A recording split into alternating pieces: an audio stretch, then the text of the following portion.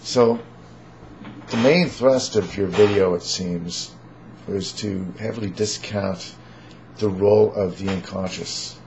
And I think you do that at kind of your own peril.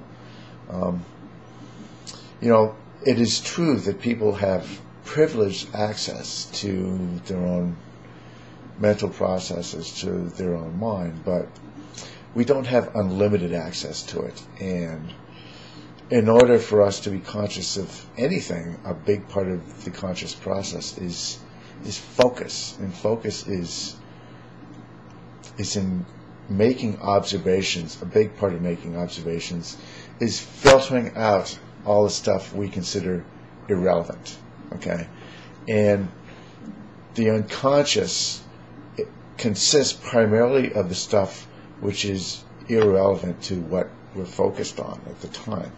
And a lot of unconscious behavior, for example, is stuff that we do without thinking about. We don't need to make any conscious effort when we walk. We don't think to ourselves, I have to pick this foot up off the ground and then flex my quadriceps in order to push my shin forward. And we don't think along those lines.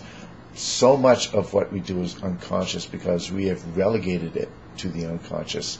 We have solved that problem, and we no longer need to put any conscious effort into it. Okay, there are things that we have relegated to the unconscious, mostly behaviors, learned behaviors, and there's stuff that's unconscious simply because we have not been aware of it.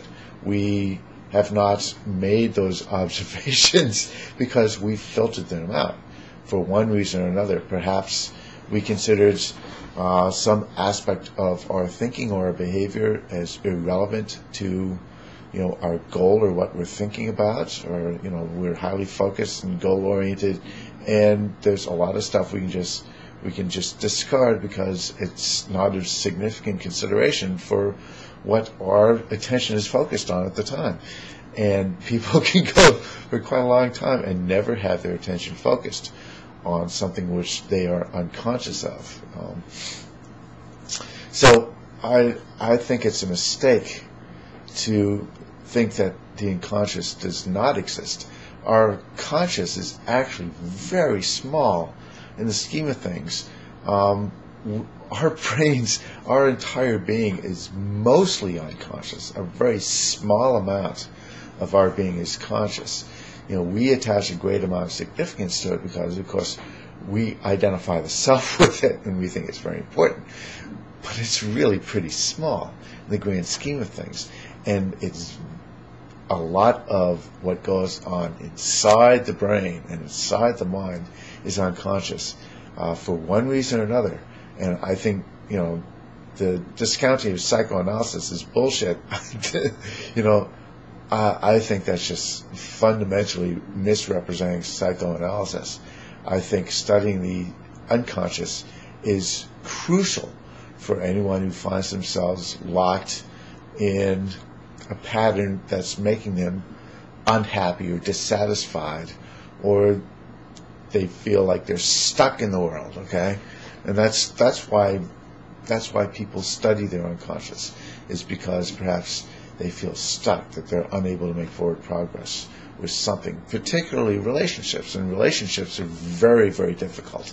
They're probably the most complex problem we ever attempt to solve, and we probably never solve it completely.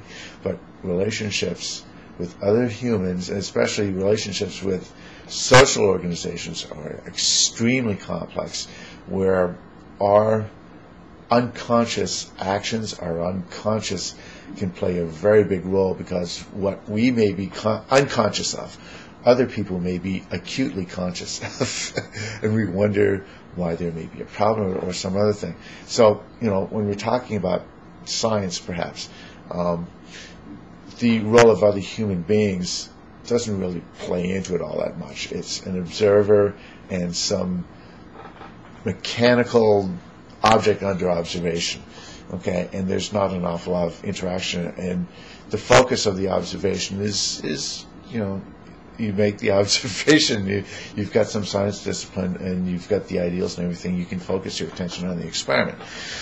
But the more complex problem of relationships is one where the unconscious plays a very, very large role. And I would be very hesitant to discount it. I think calling it bullshit is if I may be so bold as to say, ignorance on your part. So that's all I'm going to say for now. Thanks. Bye.